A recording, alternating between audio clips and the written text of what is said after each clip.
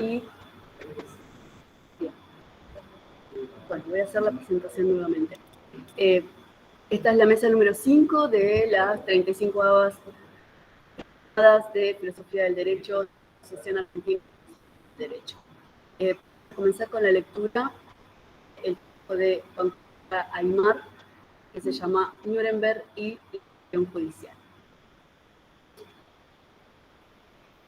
Escuchamos. Bien, yo lo escucho un poco cortado a vos, Elina, digamos, pero si ustedes me escuchan bien y fluido, arranco nomás. Decime, hacemos un ok y le doy.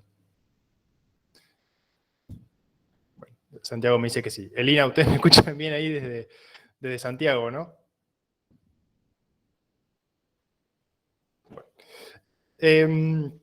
Bien, mi ponencia, voy a tratar de ser bastante breve, no tengo mucho tampoco para decir, no se preocupen. Comienza con una serie de preguntas para las cuales obviamente no hay una respuesta única, más allá de que hoy escuchándolo a Rafecas dio como una postura bastante sólida desde su mirada, digamos. Y pregunta, ¿no? ¿Por qué se castiga, ¿no? Para arrancar, ¿no? ¿Por qué se castiga? ¿Cuál es el fundamento de la pena? Y si concedemos, por lo menos de manera preliminar, de manera un poco tangencial, que la pena es, aunque sea una aplicación deliberada de dolor, es decir, ¿no? Racional, preguntarse cuáles son los argumentos que se esgrimen para hacer sufrir a alguien racionalmente. O si en todo caso es racional hacer sufrir a alguien, provocar dolor. Y en ese caso, ¿no? ¿Bajo qué condiciones? ¿Bajo qué argumentos? Y obviamente estas preguntas nos llevan a otras, ¿no? ¿Qué o quién se castiga? ¿Qué es lo que se castiga? ¿Una falta, una agresión, un agresor? O aún de manera más abstracta, ¿no? ¿Se castiga una conducta, un acto, una persona? Y también nos preguntamos si la pena crea lo penado, o si lo penado ya existía antes de esa pena que se aplica, y sobre todo me interesa llegar a la conclusión de en qué se transforma quien castiga cuando castiga de la manera que castiga. Todo un trabalengua, pero bueno, vamos en ese sentido. Y obviamente todas estas preguntas abren todo un abanico de teorías, los cuales, desde ya que el fundamento de la pena excede lo normativo, ¿no? El fundamento de la pena siempre es filosófico, psicológico, antropológico, teleológico, pero pocas veces es tan normativo, incluso estamos hablando de eso acá en filosofía. Y la idea es trabajar no con una enseñanza de la historia, con mayúscula, sino más bien con un Nuremberg que lo traemos para razonar, un Nuremberg que no es el mismo Nuremberg de hace 75 años, ¿no? Que es otro Nuremberg, sus leyes, sus juicios, su ciudad incluso, ¿no? Y comienzo también, obviamente la presentación no tiene una cronología lineal, comienzo por el final, comienzo por la Shoah, por el Holocausto, y comienzo con Bauman, con la reflexión de Bauman, que en Modernidad y Holocausto nos dice que el Holocausto no es fruto de un grupo de locos, ni tampoco de una sociedad desquiciada, sino que es la consecuencia normal de la modernidad, ¿no? Que el nazismo le dio legitimidad, que la burocracia estatal y la ciencia y la tecnología de ese momento fueron los vehículos necesarios, y que una parálisis social le dio la luz verde a esta solución final, ¿no? Entonces, esta solución final es la más terrorífica de la respuesta que se plantean al comienzo, ¿no? ¿Por qué se castiga? ¿En qué sentido? Y demás. Pero nosotros, me preocupa un poco más lo que viene antes. Entonces, la primera pregunta es qué se castiga en el derecho penal nazi. Y en este sentido, recordamos brevemente las leyes de Nuremberg, ¿no? La idea de que la ciudadanía depende de la sangre y a su vez también de la lealtad, que el individuo no vale sino como parte de una comunidad, que los derechos incluso son concedidos por esta comunidad y que los derechos no existen previamente. Y obviamente también esas leyes de Nuremberg que van a comenzar con una higiene racial que fue acompañada también por métodos eugenésicos y demás. Es decir, cuando se obliga a los judíos a cambiarse el nombre o a añadir su nombre para ser judío, la prohibición de portar los colores del Reich y obligarlos o garantizarles, entre comillas, usar colores judíos, como si los judíos tuvieran un color, ¿no? Y más allá de estas leyes, que obviamente, más allá del ideal nazi de luchar contra la ilustración y demás, siguen construyendo normativas abstractas, Estas leyes funcionaban en la realidad con una apertura muy grande, ¿no? Estaba también el Firem Princip y demás. Y tomé algunos casos del juicio a los jueces, que mañana creo que está... Fiorama creo que habla del juicio a los jueces, así que tampoco me quiero meter mucho en eso, pero simplemente dos casos que están en ese fallo. Uno es el de Lufkas, que es un hombre de origen judío que fue condenado por acopio de huevos, ¿sí?, a 2 años y medio de prisión, y que cuando se enteran desde el entorno de Hitler lo mandan a condenar a muerte, ¿no?, por acopio de huevos. Y después tenemos el caso de Leo Katzenberg, que se lo acusa de tener una relación sexual con una joven judía, que en realidad estaba a su cargo, era como una especie de padre putativo, ¿no? Y ella declara que no había tenido ningún contacto, que era una relación fraternal, e incluso él es condenado a muerte y ella por falso testimonio.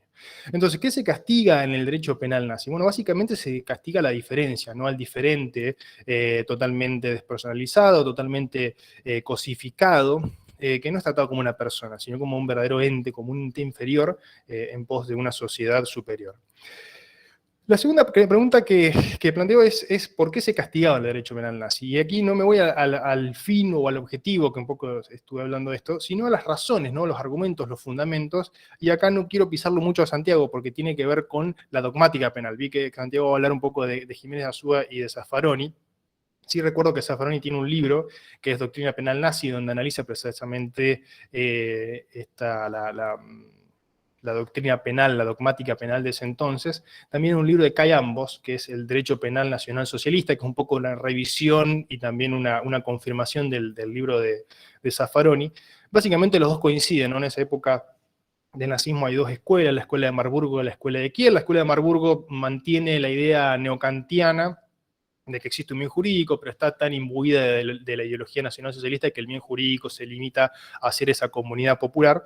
La escuela de Kiel es mucho más original, si se quiere, porque descree la idea de la existencia de un bien jurídico y básicamente trabaja sobre la idea del delito como una violación de deber, ¿no?, claramente, y se trata al delincuente directamente como un traidor del pueblo, ¿no?, ponderándose sobre todo una conducta omisiva, es decir, todo es una conducta, una falta hacia la comunidad popular de ese entonces. Entonces, hay una unidad clarísima entre el derecho y la moral, porque para el nazismo, para el derecho penal nazi, y desde la racionalidad de ese derecho penal nazi, todo es un deber ser, ¿no? Todo es un deber ser, todas son deberes para con la comunidad de la cual el individuo es parte. Tercera pregunta entonces, ¿cómo se castigaba en la época del nazismo? Obviamente, si el fin es lograr una sociedad perfecta, se utiliza el derecho, se utiliza el poder judicial, estoy hablando antes de la solución final, es decir, se utiliza al poder judicial, pero sin los resabios de la ilustración, es decir, sin respeto a los principios de lesividad, culpabilidad y legalidad. A su vez también se generan algunas cortes especiales, la Corte del Pueblo y algunos tribunales especiales para las leyes de Nuremberg también. Bien, llego entonces al final, y me quedan 2 minutitos y ya termino, no se preocupen, no es tan largo. ¿Quiénes castigaban, no? ¿Quién castigaba? Entonces, me interesa cómo estos jueces del nazismo en tan poco tiempo pasan de héroes del Reich, ¿no?, héroes del Reich que lograban esa pureza racial, esa higiene racial, a villanos de la humanidad. Y esto a partir del juicio de los jueces, ¿no? No me meto a si eran monstruos o no, me quedo simplemente con un fallo que existencialmente es considerado así, ¿no? Estos jueces del nazismo pasan de héroes del Reich a directamente villanos de la humanidad, ¿no?, a través de este juicio de los jueces. Y esto nos da una enseñanza ya muy, muy clara, en el sentido de que qué, quién es, cómo y por qué se castiga, determina también a quién castiga, ¿no? O sea, el juez está determinado por la forma en que lleva a cabo el procedimiento, en qué, quién castiga y cómo también lo hace. Y en realidad Nuremberg, este mismo juicio a los jueces, nos da también una enseñanza casi inmediata, porque bueno, todo el Congreso está en esto, ¿no? En el debate de si cómo se juzgó sin el principio de legalidad y demás, cómo estos tribunales ad hoc fueron llevados a cabo, ¿no? Y en este caso me quedo simplemente con solo, ¿sí? Con una enseñanza de esta idea de la justicia de los vencedores, ¿no? De un sistema dual de derecho internacional, porque no nos olvidemos que 2 días antes de la Carta de Londres, que crea los delitos de guerra, de agresión y demás, habían lanzado la bomba de Nagasaki y un día después lanzan la bomba de Hiroshima, es decir, cómo se crea un sistema dual de justicia internacional. Ya me excedí, ya termino. Y me voy también no solamente a la cuestión geopolítica, sino también a la cuestión de la cuestión judicial cotidiana. En este sentido, tenemos, por ejemplo, la enseñanza de Neil Christie, que siguiendo a Bauman analiza el sistema penitenciario estadounidense y dice, bueno, ojo, porque el sistema norteamericano, con ese problema racial que tiene, con un 25% de negros y latinos hombres encarcelados, se dirige o es parecido a un gulag, ¿no? Sin llegar a esta postura de Christie o Zaffaroni con su idea de masacre por goteo, la cuestión es no perder de vista y tener cuidado cuando el que se castiga y el odio es el odio hacia una persona débil, ¿no? Porque esto es lo que nos enseña Sartre también, ¿no? El judío en realidad es castigado, pero es más débil. Entonces, esa es la cuestión, ¿no? El tener cuidado. Y culmino con esta cosa que nos dice Bauman, de darnos cuenta de que la normalidad del holocausto no solamente tiene que preocuparnos porque podría pasarnos a nosotros, sino, y lo digo como un funcionario judicial, también nosotros podríamos hacerlo. Así que nada más que eso. Muchas gracias por estar ahí otro lado y perdón porque me excedí ahí 1 minutito y medio.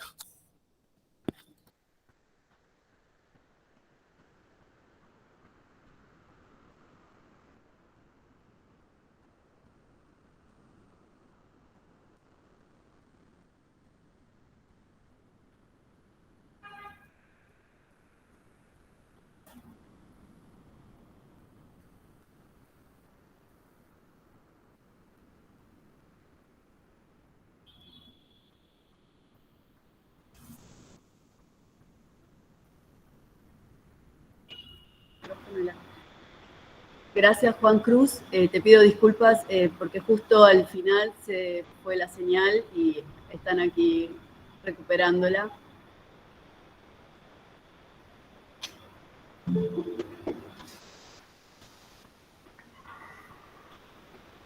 Bien, entonces, seguimos con la lectura del trabajo de Juan Pavón. Buenas tardes, muchas gracias. Desde Barranquilla, la Universidad Libre, y como miembro de la Asociación Colombiana de Filosofía del Derecho y Filosofía Le pido Social. por favor si puede poner su volumen al máximo porque no lo escuchamos muy bien. Ese es el máximo, ¿no me escuchan? ¿Está al máximo? Ok, perfecto. Sí. Muchas gracias. Desde Barranquilla, la Universidad Libre, y como miembro de la Asociación Colombiana de Filosofía del Derecho y Filosofía Social, agradezco a la hermana Asociación Argentina la invitación. Kauffman es un filósofo que reflexiona acerca de la filosofía del derecho partiendo de la tradición, entendiendo el derecho como un instrumento de la razón que forma parte integrante de una cultura en la que se encuentran los fundamentos que la sociedad ha cultivado en un mundo globalizado para vivir en orden, paz y con respeto y garantía de los derechos y libertades consagrados en la tradición jurídica universal y en un ambiente de tolerancia y pluralismo. Mira el derecho en sus dimensiones ontológicas y normativas como una relación del ser, el individuo y la sociedad a la que pertenece y las normas jurídicas que esta sociedad crea con la finalidad de ofrecer justicia, seguridad, orden, paz, entre otros fines del derecho. Asimismo, mira el derecho desde una perspectiva de la creación del derecho en forma escalonada en un esquema realista analógico, declarando mediante una metáfora en la que, en primer lugar, está la idea del derecho suprapositivo, suprahistórico y universal, En segundo lugar, las normas jurídicas aplicables en lo concreto general, históricas, pero vigentes durante un determinado tiempo. Y en tercer lugar, bajo el derecho particular que se determina en los casos a resolver en forma problemática en un proceso de interpretación complejo y problemático en la que el jurista al interpretar le fija el alcance de las normas jurídicas bajo las reglas de la prudencia. Parte de la idea del derecho como la correspondencia entre el ser y el deber ser, en la que el derecho no existe identificándolo con la norma jurídica o como un ordenamiento que conforma un sistema cerrado y hermético, sin laguna, antinomias y contradicciones, y cuestiona a quienes lo reducen a la condición de un conjunto de normas coactivas, porque calificarlo de esta manera se identifica el derecho con la fuerza. Manifiesta que, abro comillas, quien ve en la coacción un elemento de la esencia del derecho, le niega la facultad de fundamentar obligaciones y no está en capacidad de distinguir por medio de un rasgo material el derecho de la fuerza. La validez del derecho no se puede fundamentar a partir de la coacción, pero se puede exigir del derecho vigente que con él predomine. Mira el derecho como un instrumento complejo de la razón histórica en el que interviene a su producción la ciencia, la técnica y las normas propias de una cultura, de una sociedad civilizada, no determinado a priori, sino que se determina en cada caso bajo la orientación de la personalidad de un intérprete que es un hombre libre, prudente y razonable, que reside en forma justa, pacífica y adecuada a los fines, uniendo lo irracional como lo es la intuición y los sentimientos con lo racional en una argumentación abierta en un contexto intersubjetivo, pluralista y tolerante bajo las pautas del sentido común compartido en la tradición jurídica de una determinada cultura. La filosofía del derecho en Kaufmann está presidida por el criterio que es una rama de la filosofía que se diferencia de las otras establece, no porque sea más especial, sino porque lo que hace es reflexionar y discutir a la manera filosófica en torno a los fundamentos últimos del derecho, a los problemas jurídicos fundamentales, proporcionándoles en la medida de lo posible, proporcionándoles. Es decir, que la filosofía del derecho atiende al estudio crítico y reflexivo de cómo debe ser el derecho y no cómo es el derecho en su aspecto normativo y dogmático. Por tanto, la filosofía del derecho ha de entenderse como una doctrina de la justicia que debe contener el derecho existente en una determinada cultura. Su concepción de la filosofía del derecho está presidida por una orientación de la existencia de un derecho justo que ofrezca real y efectiva protección a los derechos humanos, por lo que para este ilustre pensador la filosofía del derecho hace pasar el tablero para que rinda cuenta a las normas jurídicas vigentes para examinar si constituyen derecho o solamente tienen apariencia del derecho por estar consagrado en los ordenamientos estatales. En otras palabras, le encarga a la filosofía del derecho la misión que contribuye a la existencia de un derecho justo, cuestionando la validez formal y material de las normas jurídicas, lo que representa una revolución copernicana en la concepción de la misión de la filosofía del derecho. Es por esta razón que presenta una perspectiva de la filosofía del derecho como doctrina de la justicia, tal y como lo afirma en su obra Filosofía del Derecho. La filosofía del derecho tiene que ver cómo el derecho debe ser, con el derecho correcto, entre comillas, el derecho justo, entre comillas. En resumen, ella es la doctrina de la justicia.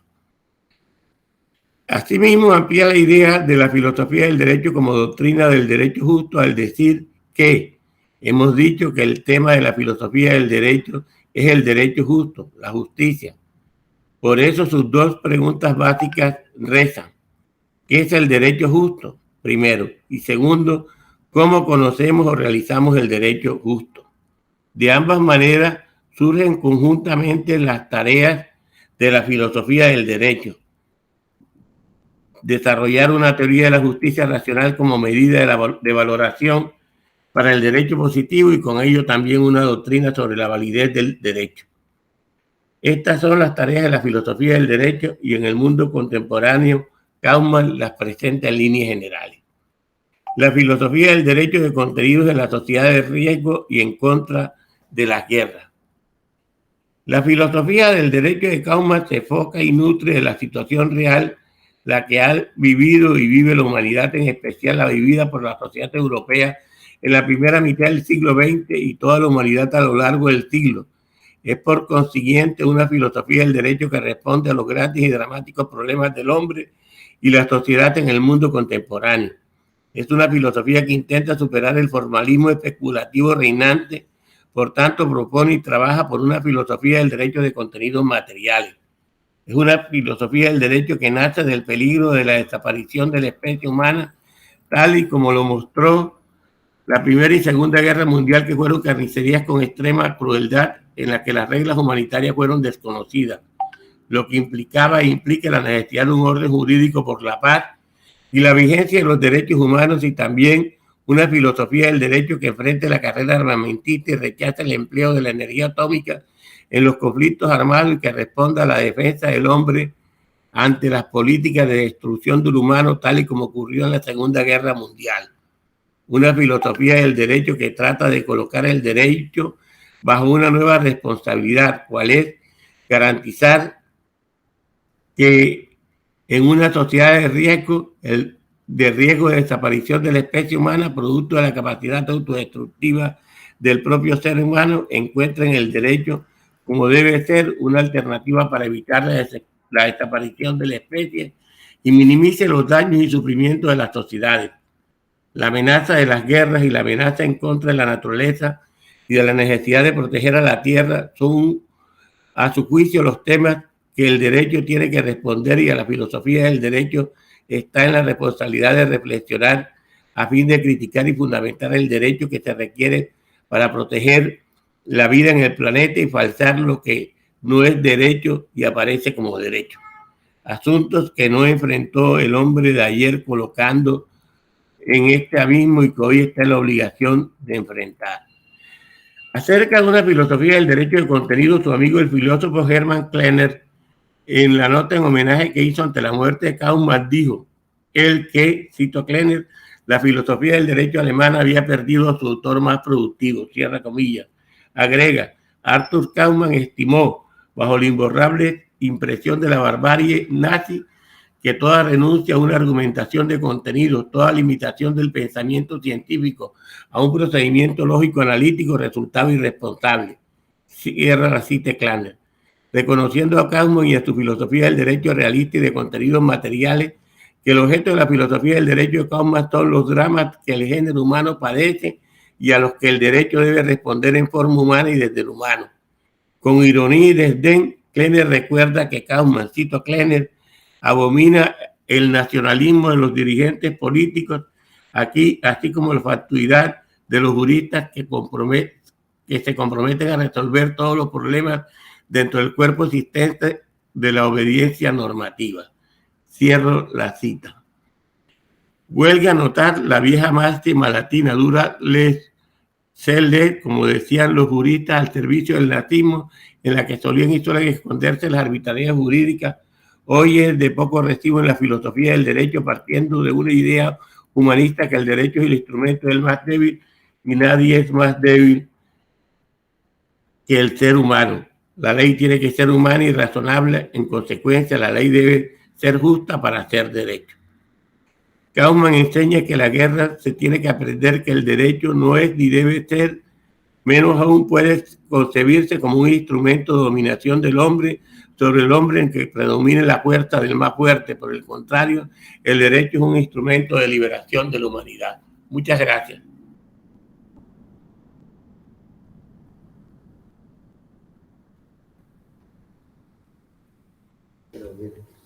Muchísimas gracias. Ha cumplido con el tiempo. Muy amable. Seguimos con la lectura del trabajo de Santiago Roldán. Su título es El encuentro de Jiménez de Azúa y Zaffaroni en los juicios de Nuremberg. Santiago, bueno, muchas gracias. Bien, los juicios de Nuremberg fueron, sin duda y por muchos motivos, eventos excepcionales. En lo que respecta al derecho penal, Nuremberg nos sigue interpelando sobre nuestras prácticas punitivas y sus fundamentos. elegí como muestra de ello el tratamiento que le dieron a los juicios dos juristas de una notable influencia en el desarrollo del derecho penal de nuestra región, Luis Jiménez de Azúa y Eugenio Zaffaroni. Ellos no estuvieron ahí, digamos, es un juego de lenguaje el título de la ponencia, pero sí trataron la cuestión. Zaffaroni no necesita presentación. Jiménez de Azúa, que para los más jóvenes, bueno, vale recordar que fue un profesor español que vivió mucho tiempo en la Argentina, exiliado. Ya para la época de Nuremberg era un profesor consagrado y acá hizo escuela en autores como Polanski, Rí, Gladys Romero, Ávila y por sobre todo Basialup. Bien, como introducción diré lo siguiente. Zaffaroni considera que el poder punitivo no puede ser legitimado. Jiménez de Azúa, en cambio, no duda en el derecho del Estado a imponer penas y medidas de seguridad. Ahora, Jiménez de Azúa fue crítico con los juicios de Nuremberg. En cambio, Zaffaroni los defiende. Pues, si se analiza qué proponía Jiménez de Azúa a la realización de esos juicios, podrá advertirse que su postura puede servir como un ejemplo de los que podría a su vez usar Zaffaroni para sustentar la excepción que hace a su criterio general de falta de legitimidad de la aplicación de las penas, pero la excepción que hace respecto a los juicios de Nuremberg. Para Zaffaroni el poder punitivo no puede ser legitimado. Digamos, todas las teorías de las penas que se han ensayado, que se clasifican en teorías absolutas y relativas del castigo, no logran plasmar en el plano del ser todo lo que postula a nivel teórico.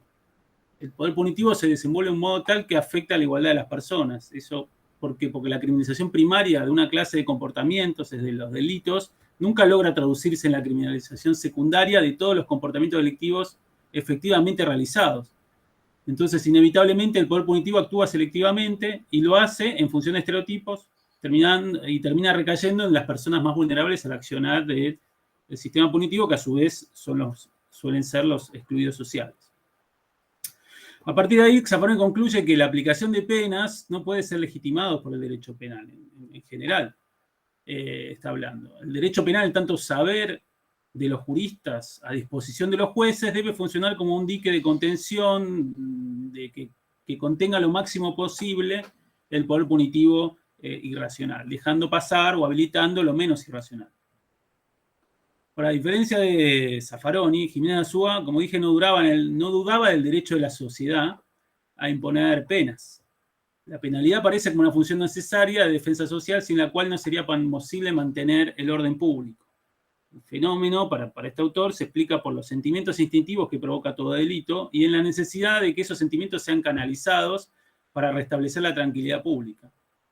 Si esos sentimientos no son canalizados, se produciría una reacción brutal de la muchedumbre, un sistema sumario de linchamientos, dice. Estos sentimientos son el temor de que el delito se repita, ya sea por parte de la misma persona u otros que lo imiten, el deseo de venganza provocado por la indignación, la reprobación y el horror que inspira el criminal. Ahora, si bien como vimos, Zaffaroni considera que el ejercicio de poder punitivo no puede ser legitimado en general, considera que eso no ocurre con el castigo penal de hechos como los juzgados en Nuremberg. Dice, y cito, los autores de estos crímenes, genocidios y otros delitos atroces, cuando pierdan el poder que han usado para cometerlos, quedan de hecho en situación de excluidos de la comunidad jurídica, o sea, pierden de facto el carácter de personas, dado que ante cualquier venganza privada el derecho se halla impotente para penarla, por falta de autoridad ética.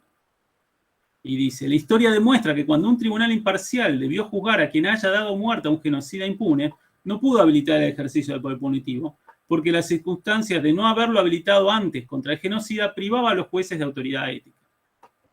Los ejemplos que utiliza Zaffaroni son los de la ejecución de Mussolini y sus acompañantes, que fueron linchados, y el caso del joven armenio que ejecutó en 1921 a uno de los principales responsables del genocidio armenio, Talat Pasha, en Alemania, en Weimar, en 1921.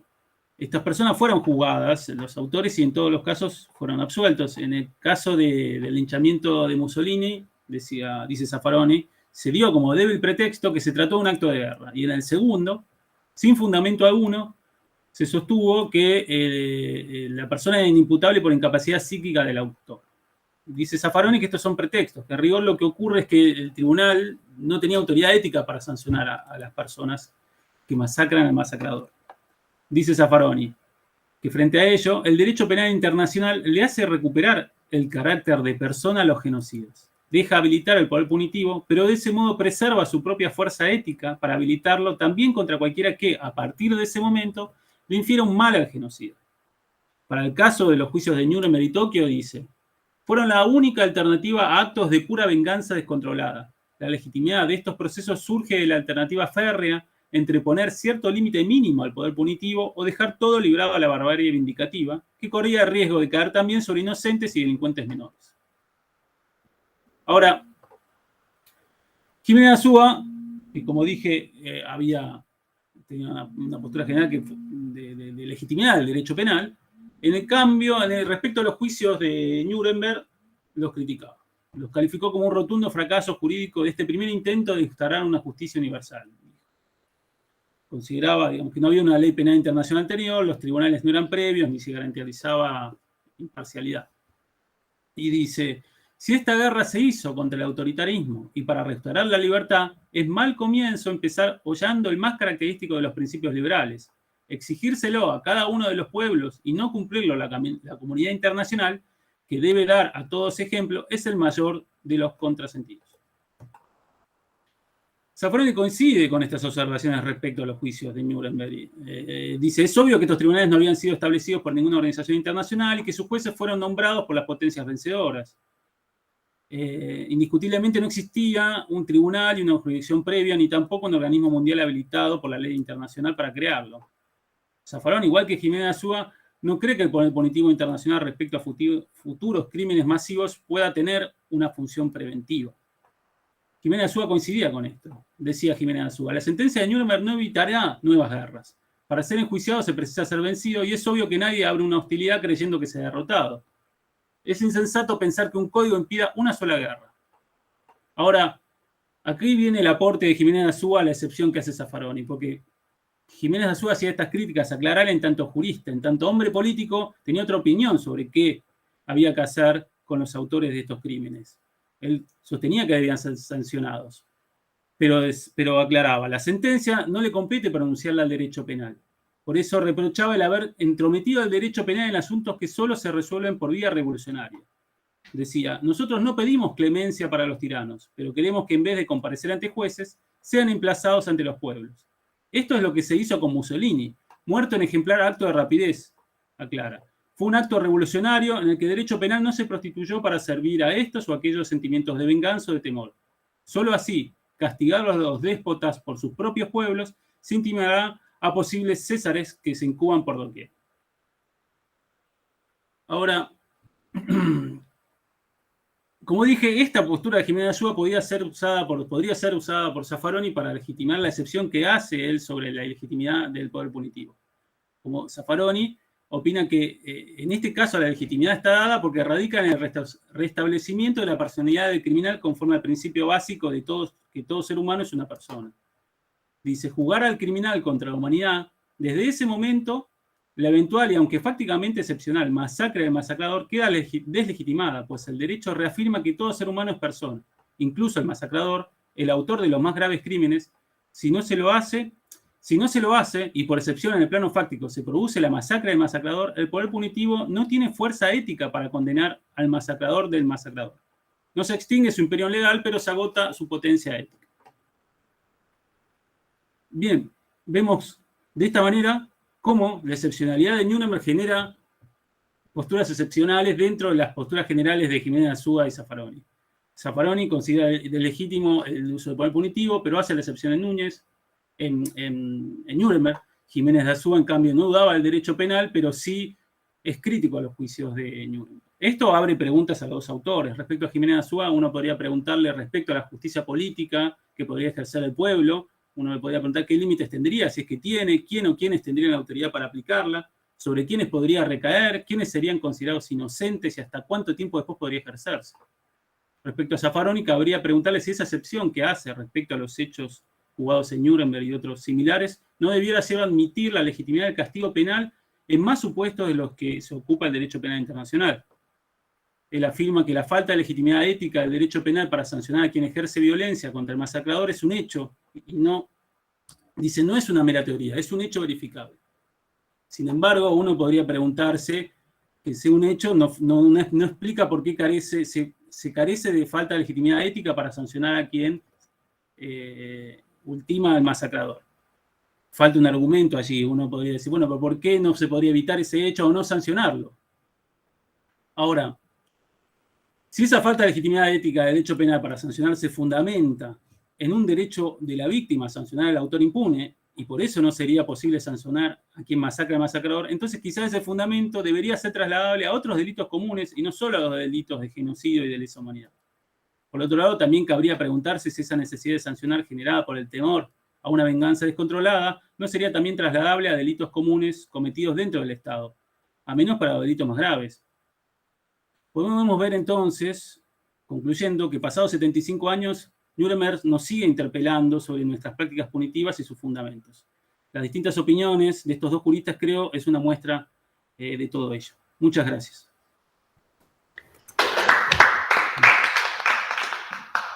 Gracias, Santiago, por tu lectura.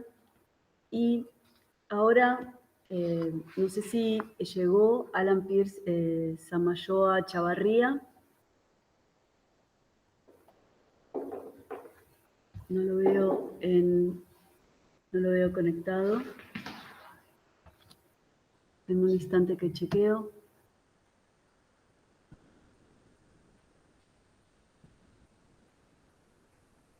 Bien. Nicolás Sabadiker. Sabadiker. ¿Bueno? Sí. Sabadiker. Nicolás Sabadiker está presente aquí en Santiago, así que para humanizar esta versión mixta va a leer aquí y ustedes van a poder verlo. Para uno. Ruidosamente. Bueno, buenas tardes a todos. Mi trabajo, como no dijo, se llama Obediencia a la Autoridad, el experimento de Milgram. Dice así: ¿estamos los seres humanos dispuestos a seguir las órdenes de una autoridad, aun cuando entren en conflicto con nuestra conciencia personal? ¿Cómo se conduce una persona cuando la autoridad legítima le pide que perjudique a un tercero? En un eventual dilema entre la moral y el mandato de una autoridad, ¿cuál de ellos se impondrá? El psicólogo social norteamericano Stanley Milgram se planteó estas preguntas en ocasión del juicio al jerarca nazi Adolf Eichmann, juzgado y condenado a muerte en Jerusalén por crímenes contra la humanidad durante el régimen. Eichmann fue uno de los responsables directos de la llamada solución final.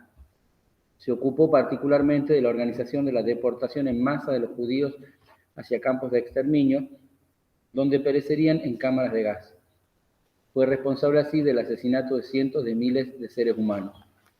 Como es sabido, Eichmann escapó a la Argentina y vivió bajo el nombre falso de Ricardo Clement, primero en Tucumán y después en Buenos Aires, hasta su captura por un comando israelí en 1960.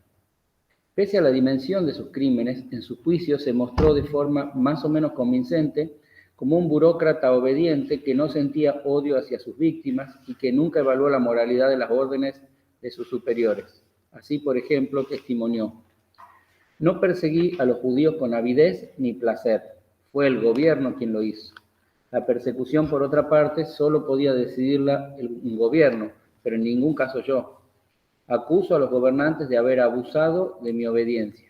En aquella época era exigida la obediencia. Cierra las declaraciones de Eichmann. Eichmann puso en éxito a la figura de la obediencia debida y mantuvo su posición hasta su muerte. Sus últimas palabras fueron: tuve que obedecer las reglas de la guerra y las de mi bandera. Estoy listo. Entre quienes presenciaron el juicio en Jerusalén se encontraba la filósofa y teórica política Hannah Arendt, quien, sin disculpar a Eichmann por sus terribles actos, consideró que, lejos de ser un monstruo malévolo, como pretendía mostrar el fiscal, era solo un burócrata irreflexivo. En base al caso Eichmann, Arendt desarrolló el concepto de banalidad del mal, de acuerdo al cual una persona común es capaz, en determinadas circunstancias, de realizar actos tremendamente malvados e inhumanos sin mayor conciencia, tema que lejos de considerar banal, le preocupaba enormemente a Hannah Arendt.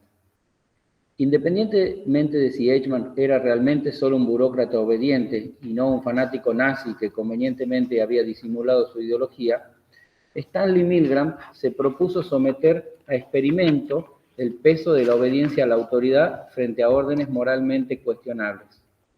Los experimentos comenzaron en julio de 1961 en la Universidad de Yale, 3 meses después de la sentencia a Eichmann.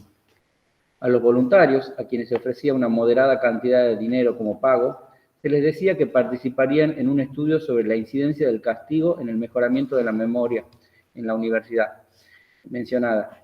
En sucesivas series del experimento participaron personas de distintas edades, sexos y grados de educación, incluso personas con doctorados. Los partícipes de la situación eran 3: el investigador de la universidad, el voluntario que hacía las veces de maestro, y un falso voluntario, que en verdad era un cómplice del estudio, que se convertiría en alumno. Los voluntarios del experimento, ya en su rol de maestros, debían producir mediante una máquina descargas eléctricas al falso voluntario, a quien se sentaba en una especie de silla eléctrica. Si éste se equivocaba en un supuesto juego para medir su memoria, el voluntario debía aplicarle descargas eléctricas que iban subiendo de a 15 voltios. Como el cómplice se equivocaba seguido a propósito, en el marco de su rol, el maestro debía avanzar rápidamente descargas creíbles. Eso producía a su vez quejas y muestras de dolor creíbles por parte del cómplice, sucesivos pedidos desesperados por terminar la prueba y hasta una alegación de que es un enfermo cardíaco. A partir de los 300 voltios, el alumno dejaba de responder y parecía haber entrado en un estado de coma. No obstante lo cual tenían que seguir haciendo las preguntas, no escuchando respuestas y dando las respectivas descargas crecientes, ¿no? Estas consecuencias en general producían dudas en los participantes sobre si seguir enviando descargas. Consultaban sobre ello a la autoridad que estaba ahí como parte del experimento, que era el supuesto investigador de la universidad, quien les indicaba que debían continuar.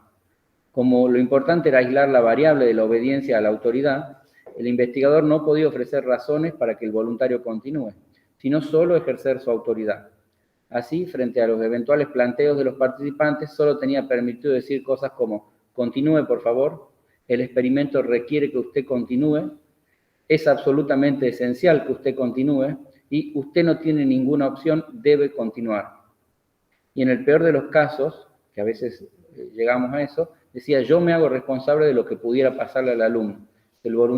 Es decir, frente a la idea de que quizá esté herido o en peligro su vida, decía: yo me hago responsable de lo que pudiera pasar al alumno, usted continúe. Si el voluntario se rehusaba a continuar, el experimento terminaba. Si seguía, llegaba a administrar el máximo de 450 voltios 3 veces consecutivas. El resultado fue espeluznante y sorprendente para todos, incluso para Milgram. El 65% de los participantes llegaron a administrar la descarga máxima, 450 voltios, a una persona que hacía rato había dejado de responder las consignas por encontrarse presumiblemente en un estado de coma. El experimento se replicó en diferentes países, con sujetos de todos los grados de educación, y los resultados fueron siempre iguales y a veces hasta peores. Así, sin que mediara un factor ideológico fuerte, una mayoría de sujetos comunes fue capaz de producir un daño a un desconocido solo por acatar a una autoridad circunstancial, en este caso la de un científico. Es notable también que no estaba en juego la posibilidad de perder un trabajo habitual, ni siquiera un monto significativo de dinero. Tampoco, por cierto, la posibilidad de ser demandado judicialmente o perseguido por un régimen especialmente violento, como sí podía ocurrirles a quienes no acataban la autoridad en el marco de la Alemania nazi. En entrevistas posteriores, los participantes alegaban solo haber seguido órdenes de la autoridad y consideraban responsable de sus actos al investigador que daba órdenes y no a ellos mismos. En base a estos testimonios y a sus observaciones del experimento, Milgram concluyó que cuando obedecemos a un superior no nos consideramos responsables de nuestros actos, sino que nos percibimos como meros instrumentos de los deseos ajenos. Así reflexiona el psicólogo norteamericano. El resultado más trascendental es que la persona se considera responsable ante la autoridad que la dirige, pero no del contenido de los actos que le ordenan ejecutar. No desaparece la moralidad, sino que toma un foco radicalmente diferente. La persona subordinada siente orgullo o vergüenza según haya desempeñado bien o mal el cometido que le encargó la autoridad. La sumisión a la autoridad, en suma, acarrea la pérdida del sentido de responsabilidad personal. Esta peligrosa predisposición no solo es una pieza importante en regímenes autoritarios, sino que también atraviesa muchas acciones cotidianas en sistemas democráticos. Las personas que obedecen una orden no sienten que sus acciones emanan de sí mismos y por lo tanto no se sienten responsables de las mismas. Dice Milgram, la razón que aducen con más frecuencia en su defensa los individuos que han cometido alguna acción nefanda por órdenes superiores es afirmar que lo hicieron en cumplimiento de su deber. Al defenderse así, no están alegando un pretexto que se les ocurre en el momento, sino hablando sinceramente, pues tal actitud psicológica es el resultado de su sumisión a la autoridad. Volviendo al caso inspirador de este experimento, afirma Milgram, la gente suponía que las monstruosidades ejecutadas por Eichmann tenían que venir de una persona brutal, retorcida, encarnación de la maldad. Después de ver cientos de personas comunes y corrientes someterse a la autoridad en nuestros propios experimentos, debo colegir que la concepción de Arendt sobre la trivialidad del mal se acerca a la verdad más de lo que uno osaría imaginar. Esta quizá es la lección más fundamental de nuestro estudio. Al desempeñar sencillamente un oficio, sin hostilidad especial de su parte, el hombre común puede convertirse en agente de un proceso terriblemente destructor. Hasta Eichmann, todo es Milgram, ¿no? Hasta Eichmann se enfermaba al visitar los campos de exterminio, pero durante casi todo el tiempo estaba sentado ante un escritorio escribiendo órdenes. El hombre que en el campo de concentración echaba el ciclón B en las cámaras de gas podía justificar su conducta diciendo que se limitaba a cumplir órdenes superiores. Así, existe una fragmentación del acto humano total. Nadie se enfrenta a la consecuencia de haber decidido ejecutar un acto infame. La persona que asume la responsabilidad se ha evaporado. Quizá sea este el rasgo más común del mal socialmente organizado en la sociedad moderna. Extraeremos en lo que sigue algunas consecuencias teóricas que especulamos surgen de este experimento significativo. Una de ellas, para lograr que una persona esté dispuesta a producir un gran daño a otra, no es necesario someterla a un fuerte proceso de ideologización que conlleve la creencia en que su víctima es malvada o socialmente nociva, y su correspondiente desvalorización o incluso su degradación fuera de la condición humana. La disposición de una persona cualquiera para hacer el mal está a la vuelta de la esquina, bastan crear las condiciones adecuadas para ello. La posibilidad del mal está mucho más cercana de lo que solíamos pensar. Otra, reflexión. Los seres humanos como especie no parecen tener una inhibición natural contra la realización del mal.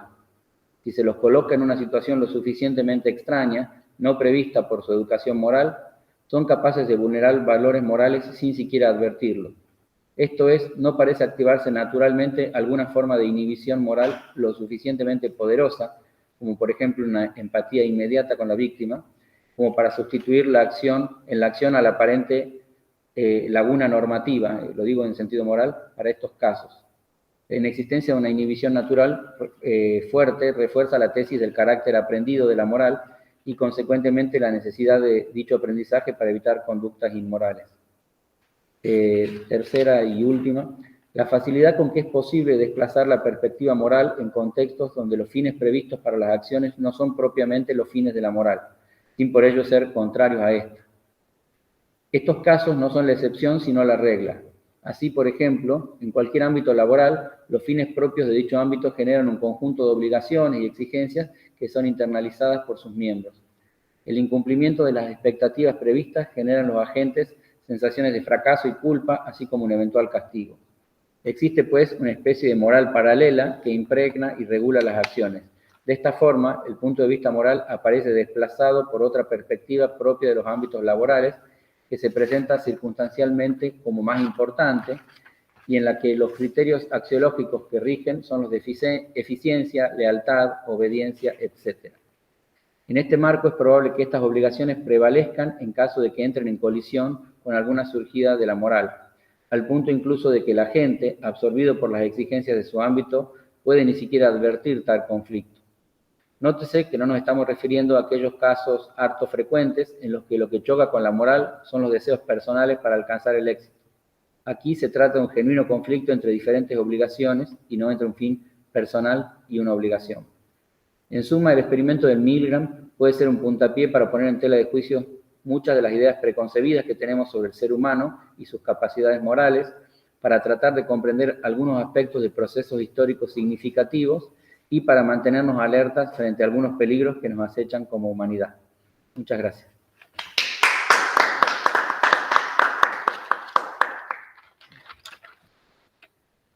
Gracias, Nicolás.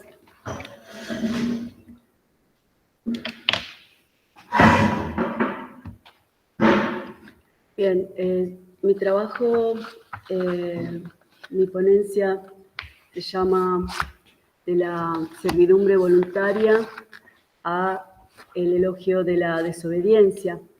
Y confieso que la segunda parte era, digamos, trata sobre dos autores, Lavoisier y Milgram. Voy a tratar de no repetir algunos conceptos ya compartidos por Nicolás.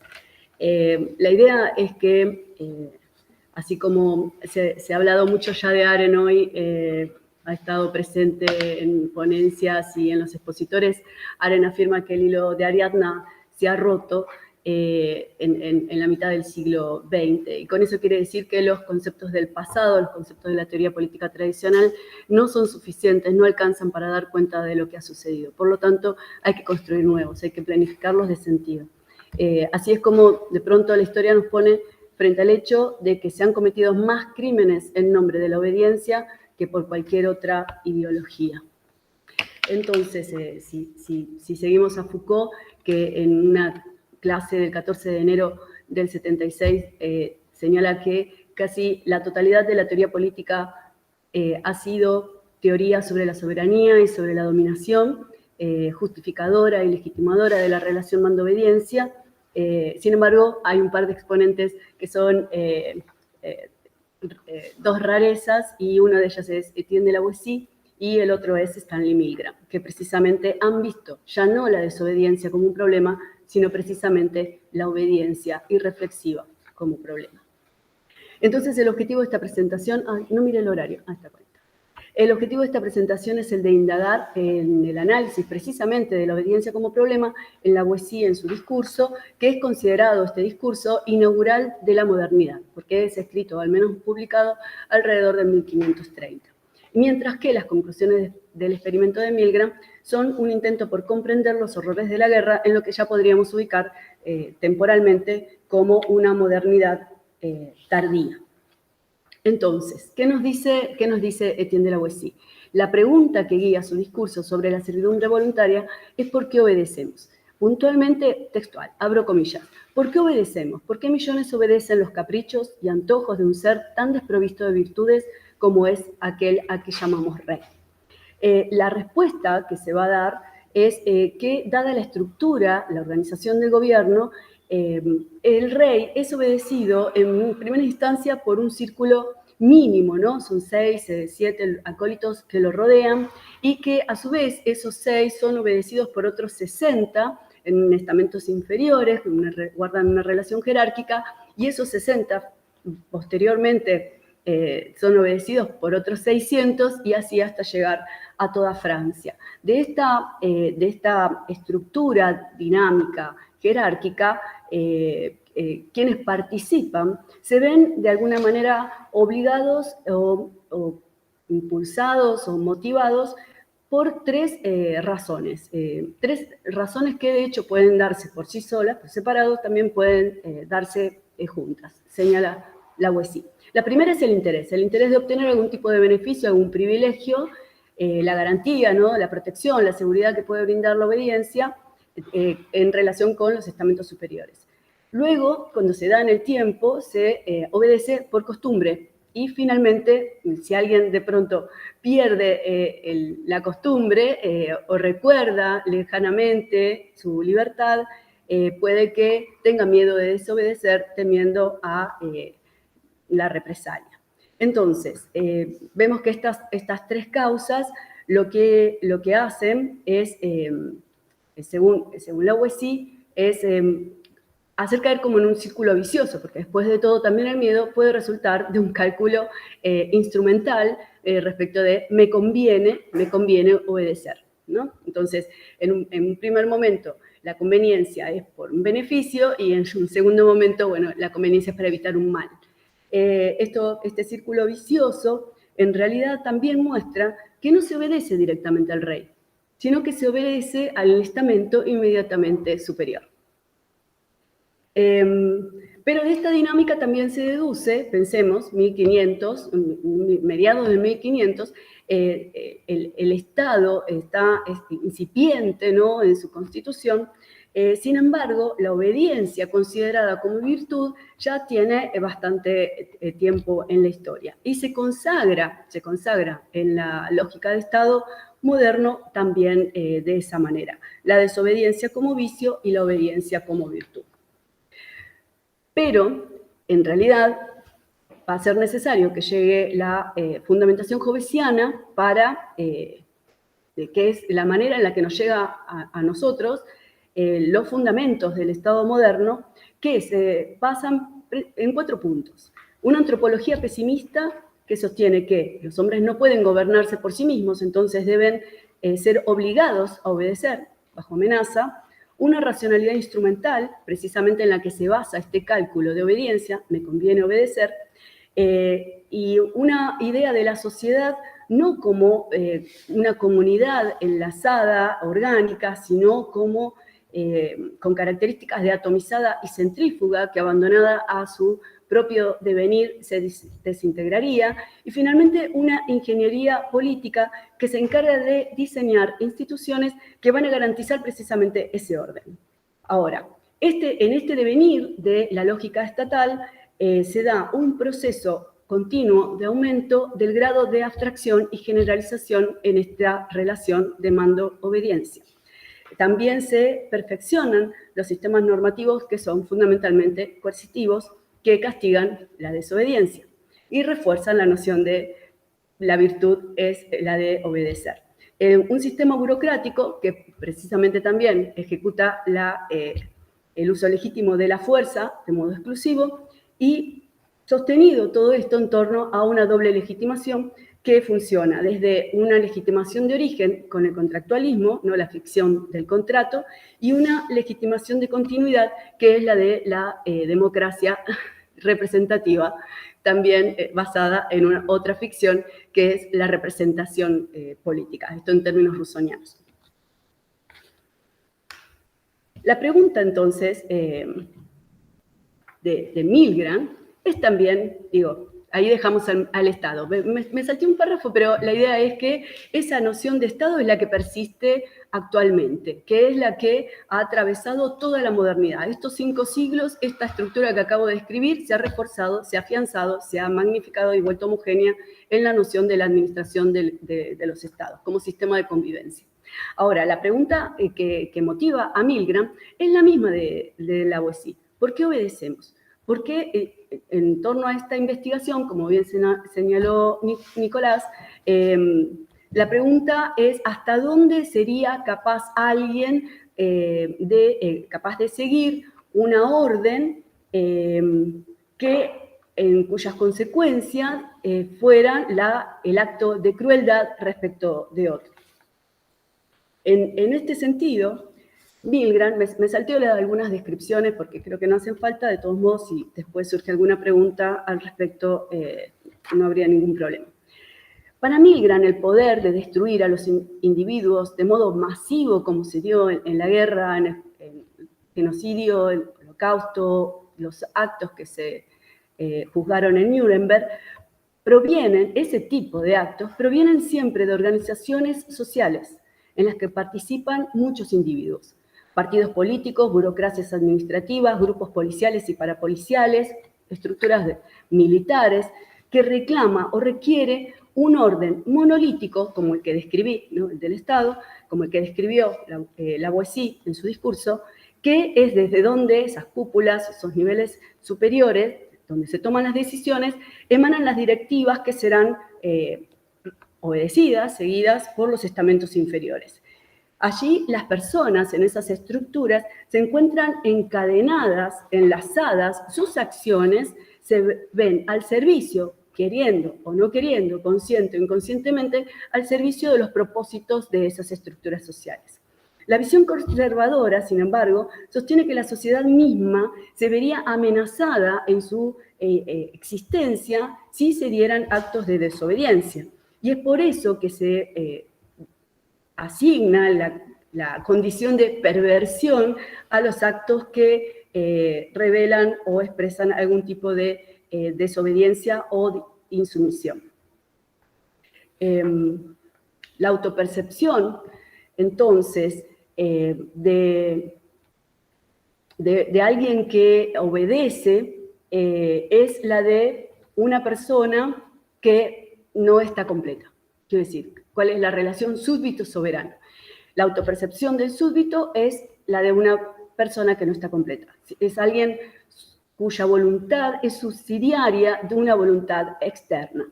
La expresión frecuente con la que quienes participaban del experimento respondían o alegaban es: no lo hice por mi cuenta.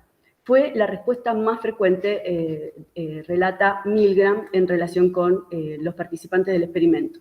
Para Milgram, la desaparición del sentido de la responsabilidad es la consecuencia de mayor alcance que pudo evidenciar a través de las pruebas. Es frecuente, generalizada, la sumisión al sistema. Entonces, en esa circunstancia, en circunstancias críticas de tener que obedecer una orden criminal, el problema moral se traslada a consideraciones tales como cómo satisfacer las expectativas de la autoridad. Y esto lleva a que las personas que, a pesar de estar convencidas del error que están cometiendo, es decir, a pesar de que reniegan o se esfuerzan o se resisten o hacen exclamaciones en voz alta, aún así siguen adelante porque les resulta mucho más tolerable obedecer una orden cuyo efecto es la crueldad sobre otro, que desobedecer, romper la cadena de la autoridad. Para Milgram, estas personas, las personas que obedecen, la generalidad de la ley, ya vimos que la muestra arroja un alto porcentaje de este tipo de obediencia, de sumisión, son personas que carecen, son personas que han perdido los recursos para resistir a la autoridad. ¿Cuál es el papel de los valores en estas circunstancias? Bueno, las escalas de preferencia para Milgram son incapaces de prevalecer la mayor parte del tiempo. Las personas sostienen o dicen, sin embargo, que dicen sostener esos valores, los desplazan por otros contenidos de conciencia que operan como reajustes para volver tolerable la experiencia, en este caso, de una tortura, ¿no? De una pseudo-tortura. Se hace un cálculo de conveniencia, nuevamente nos recuerda a la Lavoisier, y además también se habla de haber prometido, haber asumido un compromiso por lo que se lleva hasta el fin. Pensemos, ¿no? Eichmann y yo solo cumplí mi deber, digamos, estamos a un paso de esto. De hecho, Milgram es el marco de las experiencias de Milgram. El participante, el sumiso, el obediente, pierde de vista las consecuencias más amplias de los efectos de su acción, por lo que, como bien señalaba Sabadiker antes, no se ven responsables de sus actos, ya que se los atribuyen a la iniciativa y responsabilidad de la autoridad que imparte la orden. No hay sadismo, no necesariamente hay que ser un monstruo para llevar adelante lo que Weber, de hecho, dio en llamar ya tempranamente en el discurso La política como profesión, la matanza administrativa. Solamente se necesita un buró, solamente se necesita una firma autorizada para llevar adelante un acto de crueldad. Entonces, ahora, también existe, y esto para cerrar ya, existe la tendencia a atribuir una cualidad impersonal a esa autoridad. ¿Se acuerdan que cuando describí las características del Estado moderno dije que se daba una progresiva abstracción y generalización de la relación mando-obediencia? Bueno, hemos llegado al pleonasmo de la abstracción, ¿no? El Estado no es nadie, la autoridad no es nadie, las instituciones, más allá de que están ejecutadas por seres humanos, pareciera que el órgano está despersonalizado. Entonces, detrás de esas agencias e instituciones desaparece el elemento humano. Es un fenómeno propio de las sociedades complejas, señala Milgram, y es fácil perder de vista, a modo kafkiano, la totalidad de la que se forma parte y al mal al que se está contribuyendo, y de acá al mal banal descrito por Arendt en Eichmann en Jerusalén, digamos, también es el mismo concepto. La responsabilidad, entonces, no se percibe cuando se esté inmerso en una cadena de acciones perniciosas y las consecuencias están lejos de nuestra percepción. ¿Cuál es la culpa de Eichmann? Ya la escuchamos hoy a Claudia Gil, es la irreflexión.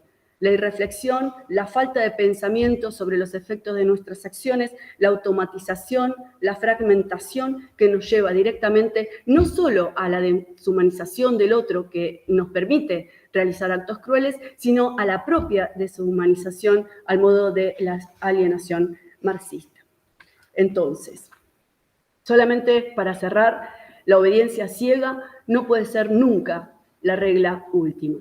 Sabemos que Alemania e Israel han aprendido esa lección, por ello son los únicos dos ejércitos donde está permitido desobedecer.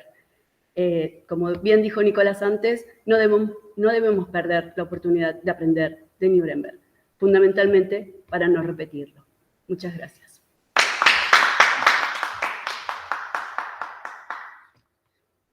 Les pido disculpas, me excedí 3 minutos. Prerrogativa de coordinación, un bochorno. Pasamos a la parte de las preguntas. Si tienen preguntas, los asistentes quieren escribirlas por el chat o usar la función de levantar la mano.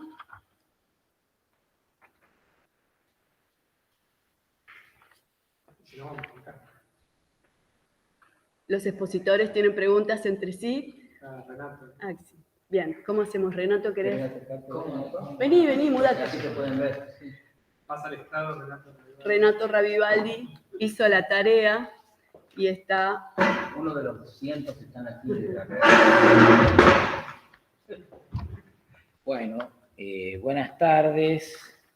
Un placer compartir con ustedes esta mesa. Felicito a todos los expositores por las interesantes ponencias. El amigo de Barranquilla, lo felicito por su interesante conferencia sobre Kaufmann, un autor muy querido para mí. Yo quería hacerle una preguntita a Santiago, a Nicolás y a Elina. A Santiago, ¿cuál sería, en tu opinión, la consideración que tiene Zaffaroni sobre los juicios de Nuremberg vis a vis su papel como juez en los casos de los juicios de lesa humanidad en la Argentina?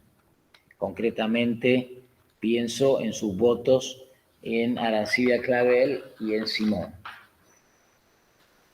Y en cuanto a Nicolás y a Elina, ya que trataron temas convergentes, la pregunta sería la siguiente.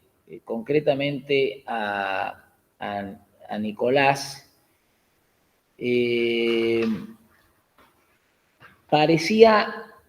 parecería, si no te interpreté mal, que vos decías que si se dan las condiciones, se hace el mal. Eso sería la tesis que estaría subyacente en Hannah Arendt, según vos. Lo que yo te planteo es si detrás de la idea de la banalización del mal, no hay más bien una tesis prescriptiva que trata de resaltar o de rescatar la posibilidad del ser humano de que aún frente a las condiciones pueda haber una suerte de objeción de conciencia. Y si no hay detrás de ese título o de esa tesis de la banalización del mal una proposición de esa índole. Y algo así sería un poco la pregunta que yo le quiero plantear a Elina cuando ella señala que la burocratización favorece la irreflexión, la automatización, la deshumanización y por lo tanto las posibilidades de la obediencia parecen un camino pavimentado, ¿no? Si aún dentro de ese panorama ella no considera que siempre cabe la excepción, la objeción. Señalabas vos los ejemplos del ejército alemán y del ejército israelí, pero si vos lees, por ejemplo, el fallo Simón, los primeros considerandos de la Corte, hay toda un despliegue de la antigüedad greco-romana y medieval, en donde se van mostrando cómo la obediencia a las leyes infames, manifiestamente injustas, no sería posible. No está permitido, ¿no? Se citan textos del Digesto, etc. Si hay toda una tradición que va en la tesis contraria. Tomás Moro, ¿no? Como ejemplo ya en la modernidad. Entonces, esto que vos planteás muy bien de la burocratización, muy weberiano, parecería que hay una línea contrafáctica o contraintuitiva que nos permite tener una mirada, si se quiere, optimista. Es de que siempre hay una respuesta. Sería lo que yo creo encontrar en Hannah Arendt. Bueno, estas serían mis aportes. Bien, gracias, Renato. ¿Hay más preguntas? ¿Hacemos todas las preguntas juntas? Salvi, pase al estrado. Bueno, ¿es a la cámara 1 o a la cámara 2? Hay solo una, esa. No importa. Esto es lo raro. Ustedes están acá, yo lo voy a tener que preguntar a la cámara ahora. Tengo preguntas. Bueno, primero, recién caigo que están mis dos directores de proyecto acá, Elina y Nicolás, así que vamos a preguntarle primero a ellos. Nicolás, el director de Filosofía y Ciencia 7. Me quedaba la duda, digamos, se puede crear esta cuestión para llegar al mal. Ahora, ¿hay alguna manera de describir ese mal, más allá que por ahí nos parezca intuitivo, digamos, que está mal porque están matando mucha gente o le están electrificando seres humanos? A ese mal, digamos, llegamos de manera emotiva, digamos, yendo como hacia metaética, analizando cómo podemos encontrar, decir, bueno, esto está mal, ¿por qué está mal? O, digamos, normativo, un punto. ¿Por qué decimos que está mal en este caso? Y para la directora de la forma de desobediencia, estaba pensando, está bien, digamos, el Estado o la forma de gobierno estatal configura un mejoramiento o de alguna manera forma todas estas cuestiones para poder generar, digamos, si tenemos que generar mal o si tenemos que generar bien, tenemos como una hiperherramienta para poder hacerlo. Ahora, estas situaciones se dan en cualquier tipo de forma de gobierno verticalista, digamos, en momentos, si también los pensadores premodernos pensaron en la resistencia, ¿lo que hubo es una mejora o es parte del Estado el que genera estas situaciones? Digamos, o necesitamos horizontalidad para poder dejar de pensar estas cositas.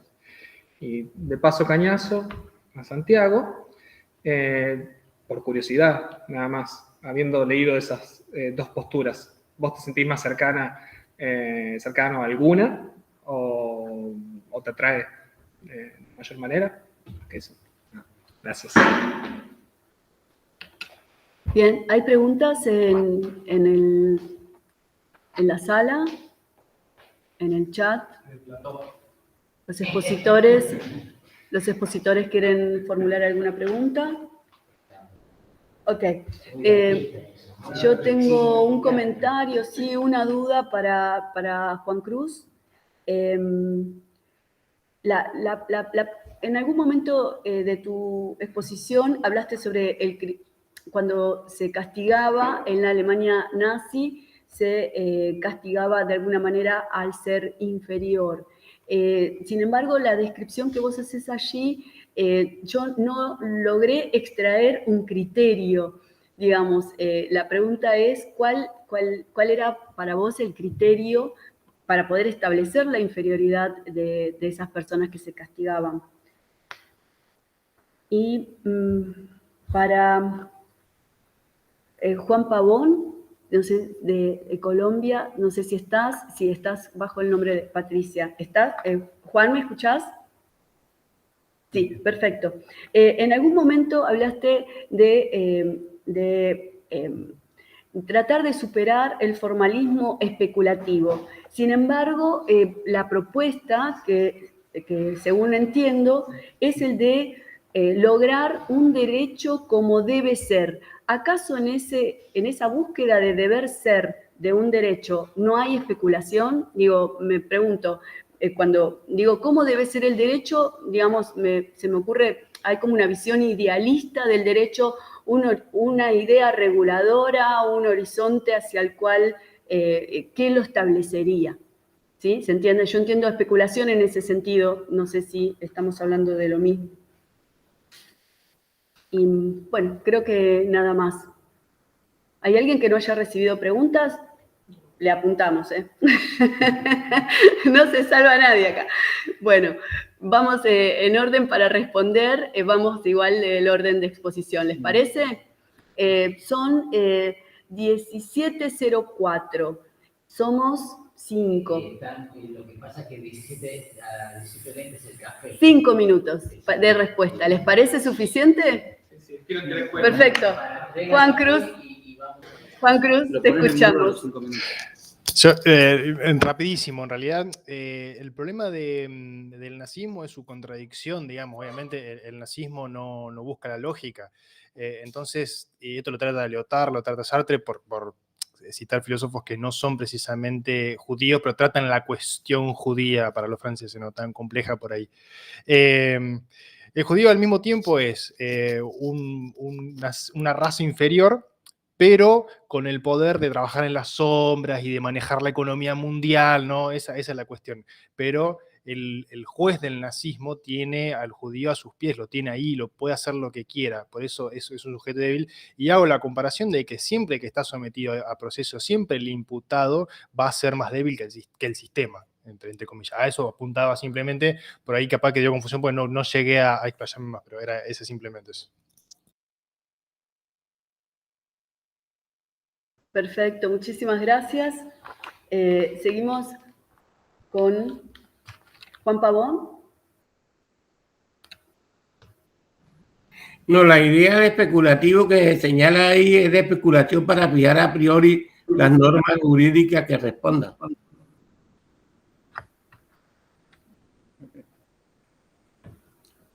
Bien, bueno, respuesta puntual. Muchas gracias, Juan Pavón.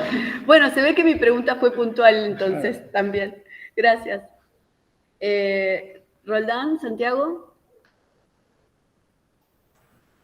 Sí, bueno, muchas gracias por las preguntas.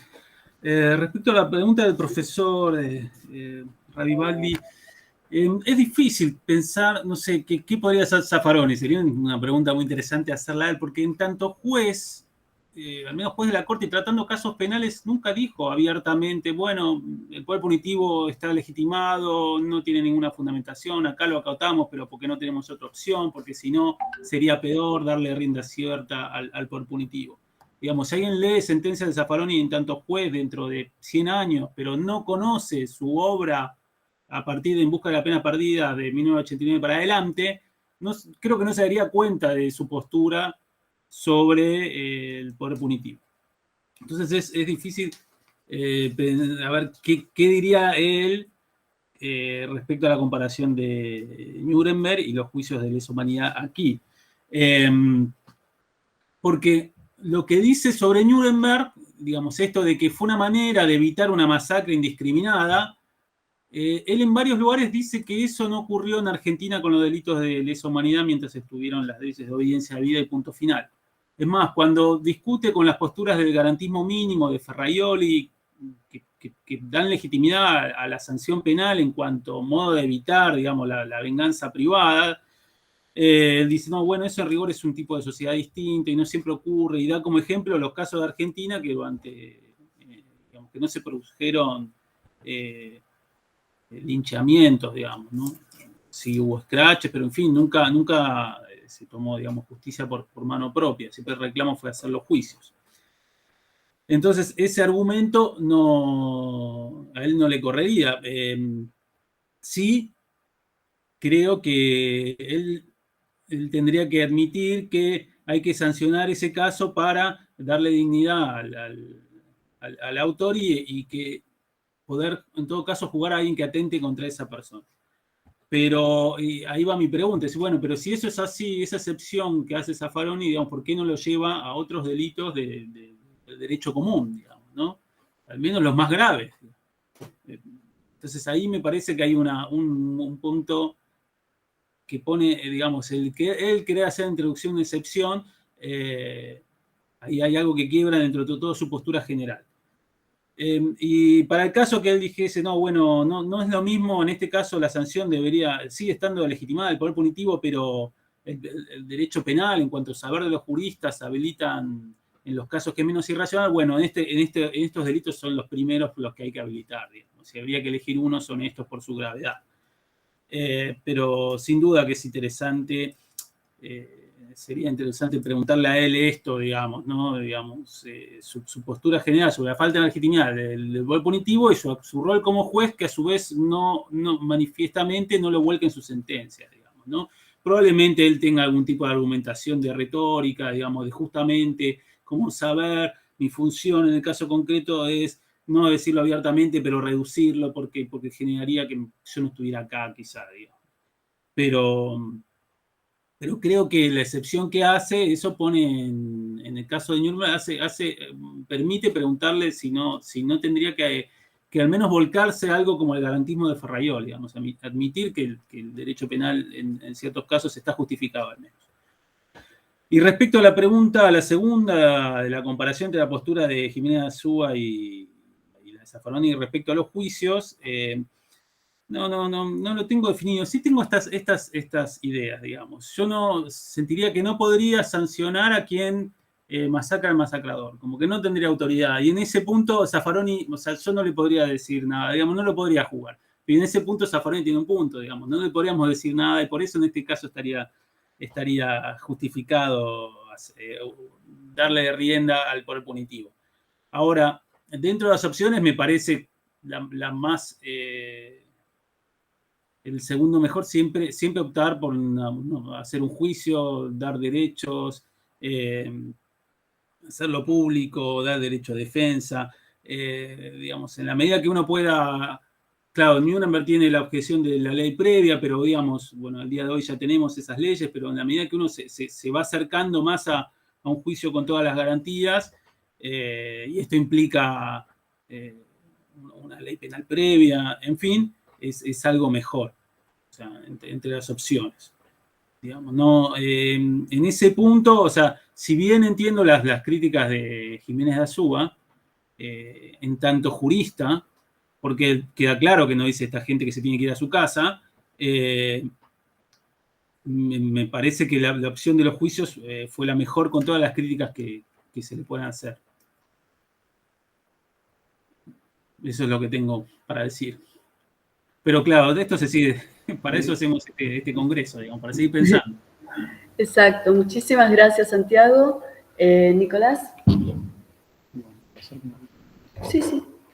Bueno, dos tontritas antes de responder. Simplemente eso, me gustó mucho el trabajo de Santiago. No pregunté nada, pero no tenía nada para preguntar, pero voy a volver a leer, me pareció muy interesante, particularmente la postura de Jiménez de Azúa, que no la conocía. Y me gustó muchísimo también el trabajo de mi compañera aquí, Elina, que no nos hemos puesto de acuerdo en absoluto y hemos sostenido cosas bastante similares, ¿no? Bueno, respecto a la pregunta de Renato Ravivaldi, preguntaba si no es prescriptivo el concepto de banalidad del mal, bueno, y si la idea, también el tema de la idea de que pensar y ser libre, si el experimento de Milgram de alguna manera cómo se vería la libertad si creadas ciertas condiciones, parece que uno está destinado a hacer una determinada cosa, ¿no? En relación al primero, es poco lo que tengo que decir solo por lo siguiente, porque en realidad yo no traté el concepto de banalidad del mal, solo lo usé como un antecedente inspirador del experimento de Milgram. Esa la tendría que responder, fue más bien Elina. Yo lo que sí agrego, porque, bueno, está dentro de mi campo, digamos, pregunta si no es prescriptivo el concepto. Sí, claro, más que prescriptivo yo diría evaluativo, pero digamos dentro del mismo orden de cosas. O sea, llamar a algo mal es efectivamente no meramente describirlo, sino hacer una valoración. Y bueno, caracterizarlo a su vez como banal, posiblemente sea un matiz dentro de esa evaluación, así que sí, claro. Y respecto a la otra pregunta que es muy interesante, mi respuesta en ocasión de la libertad es que la libertad está presupuesta y a la vez garantizada por los resultados del experimento, en el sentido de que bajo las mismas condiciones, un tercio de las personas, un poquito menos de un tercio de las personas desobedecieron en algún momento, con lo cual eso prueba indirectamente que no estamos determinados por esas condiciones sociales exteriores. De modo que más bien reivindica que si bien es difícil resistir a la presión de una autoridad cara a cara, digamos, no obstante puede ser hecho, ¿no? Y eso me parece que está bueno para probar justamente la ausencia de determinismo, ¿no? Y respecto a la pregunta, bueno, no, en definitiva, resumiendo también esa parte, las condiciones pueden favorecer acciones buenas o malas, no necesariamente malas, pero no están determinados, incluso no para hacer mala onda, pero es posible lo contrario, que bajo ciertas condiciones muy favorables de educación para que la persona se eduque como un sujeto moral, puede que una persona, por ejemplo, porque sea perversa, sádica, o vaya uno a saber por qué razón interna o genético de que cual fuera, actúe mal pese a que el contexto da para que no pase eso, digamos, ¿no? Es decir, la inversa también es posible. Y respecto a la pregunta de Nicolás Salvi, que es más breve, digamos, sobre algo así como por qué decimos que eso es un mal y qué sé yo. Son 2 o 3 cositas las que tendría para decir, voy a tratar de ser breve igual. Da la sensación de que la noción de mal que está manejando Milgram tácitamente, digamos, es la idea de que dañar a un ser humano sin justificación. Es decir, como que hay una idea como retribucionista, como si uno hiciera un mal, pero justificadamente quizá no sea un mal, digamos, pero en este caso dañar a alguien que no hizo nada, sí lo es, ¿no? Y acá sí hay que hacer una distinción importante, digamos, yo diría que el experimento de Milgram entra, digamos, desde el punto de vista de la ética, en lo que se llama ética descriptiva, es decir, que pretende generar conocimientos sobre la moral científico y digamos, valorativamente neutros, no obstante, y creo que lo logra muy bien, no obstante lo cual, el origen, digamos, de que realice ese experimento y no otro, es una preocupación moral, ¿no? Es decir, la motivación efectivamente es moral, el experimento en sí, no me refiero a las discusiones sobre si la moralidad del experimento, pero el experimento en sí y sus resultados creo que son efectivamente neutros y como una prueba indirecta de eso, es que los mismos resultados podrían servir para un Estado o un conjunto de, no sé, un grupo terrorista que quisiera enseñar a torturar y que utilizara el conocimiento del experimento de Milgram para justamente ver qué persona estaría dispuesta a obedecer, entonces a ese lo vamos a tratar de captar o lo que fuera.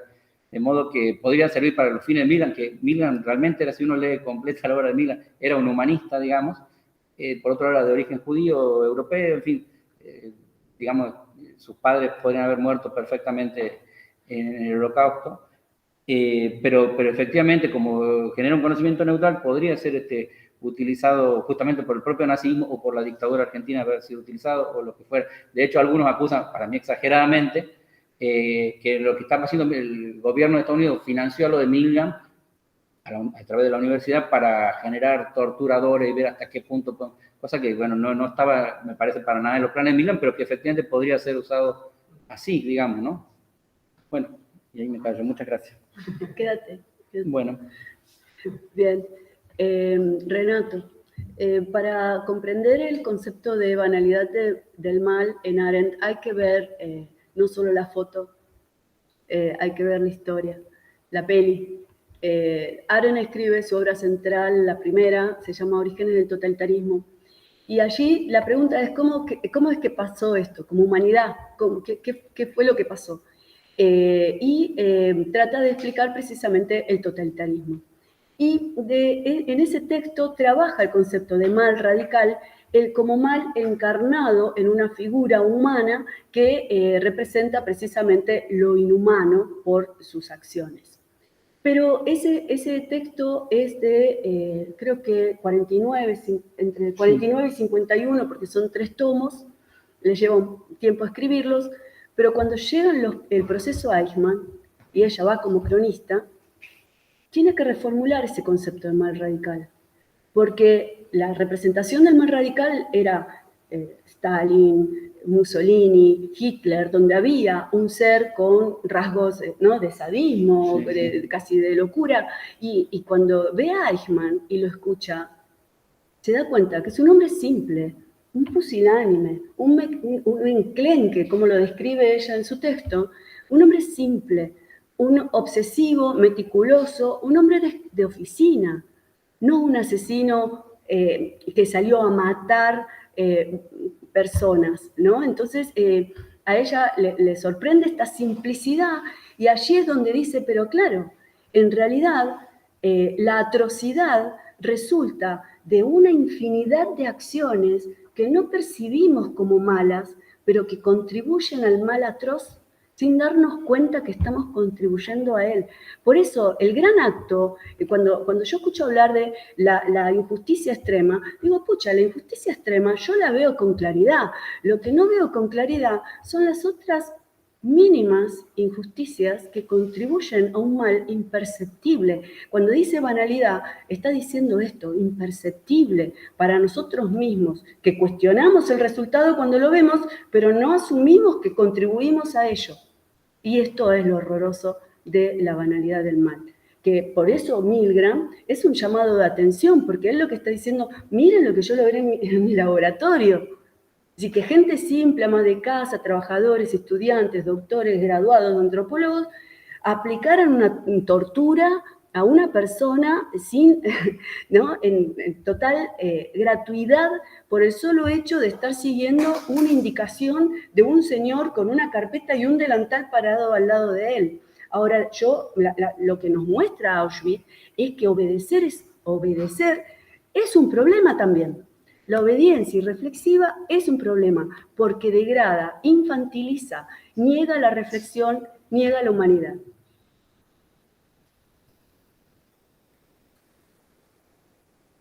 Sí, mini día. Vino la burocracia. Vino la burocracia, ¿vieron cómo obedecí? Le explico a quienes no están viendo la sala que entró el vicedecano. Y yo estoy... No, y yo, mirá cómo estoy condicionada a la obediencia, que me inhibo de hacer una apología de la desobediencia. ¿Te das cuenta? Porque entró el vicedecano. Pero hemos sido educados para obedecer, disciplinados, para seguir la regla. No nos preguntamos para qué muchas veces, y este es el mal. Bueno, hay fotos en los campos de concentración, las habrás visto, de los custodios, de los que trabajaban, bueno, fumando, charlando. Sí. ¿No? Como si era un trabajo normal. Bueno, salvando la distancia en Irak, había, no sé si te acordás, hace unos años, fotos de pilas, sacándose selfies con pilas humanas a unas soldadas del ejército norteamericano, como así dándole pilas humanas, literalmente, ¿no?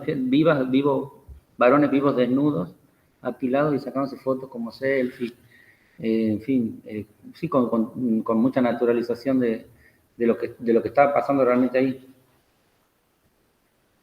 No le contesté a Salve, pero le iba a contestar en el café, pero no, brevemente, la pregunta era si este problema de la obediencia solamente se manifiesta en las sociedades complejas de los grandes estados. Yo considero como Louise Michel, la heroína de la Comuna de París, que el poder degrada. El poder degrada doblemente. El que lo ejerce porque de alguna manera se parasita y proyecta su voluntad hacia otros y hace ejercicio de un privilegio y por lo tanto funda una asimetría y eso lo degrada. Y el que acata también se degrada, porque se infantiliza, porque adopta la voluntad de otros como propia, porque se vuelve irreflexivo y se mecaniza y es capaz de, en función de obedecer una orden y seguir a la autoridad. Ahora, ¿es posible un orden social o un sistema de convivencia que carezca de jerarquías y asimetrías? Yo creería que sí, pero en circunstancias muy particulares de comunidades no muy numerosas, obviamente con un sistema de producción, digamos, de recursos muy, muy pautado, ¿no? Es difícil, pero de todos modos esto no implica que no llamemos la atención sobre la obediencia irreflexiva, porque como bien dijo Renato, se dieron en circunstancias, por ejemplo, de la guerra, resistencias pasivas, objeciones de conciencia, insumisiones, desacatos, inservidumbres, digamos, miren todos los nombres que tiene el no obedecer, precisamente porque siempre encuentra un modo, quien reflexiona, encuentra una salida para no hacer lo que no quiere hacer. Ahí me está escribiendo Eduardo Sodero que Martin Miroski, catedrático de Heidelberg, te está escribiendo para entrar al Zoom 6 minutos antes de que... Está grabada, que vea el video cuando lo subamos a Netflix. Muchas gracias a los expositores, gracias por la paciencia del inicio, les pido disculpas por los problemas técnicos, pero les agradezco haber compartido su trabajo con nosotros. Esto se llama modalidad híbrida, así que ya nos estamos despidiendo. Cuídense. Vamos para el café y ya Digo, buenas tardes, fue muy interesante todo. Muchas gracias. Gracias, Santiago. Buenas tardes, un placer. Buenas tardes, Juan. ¿Cómo? Pero no, acá. No quería contestar. No, viste que estoy